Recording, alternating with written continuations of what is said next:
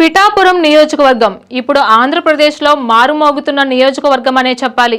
జనసేన అధినేత ఎక్కడ నుంచి పోటీ చేస్తారు అనే సస్పెన్స్ ను వీడి ఆయన పిఠాపురం నుంచి పోటీ చేస్తున్నట్లుగా ప్రకటించేశారు జనసేనాని. దీంతో పిఠాపురం రాజకీయం ఊపందుకుని అనే చెప్పాలి. అటు అధికార పార్టీ అయిన వైఎస్ఆర్సీపీ నుంచి అక్కడి స్థానిక అభ్యర్థి వంగా గీత పోటీ చేస్తున్నారు. అయితే ప్రస్తుతం సమాచారం ప్రకారం వంగా గీతని ఓడించడం పవన్ కళ్యాణ్ వల్ల కాదని తెలుస్తోంది.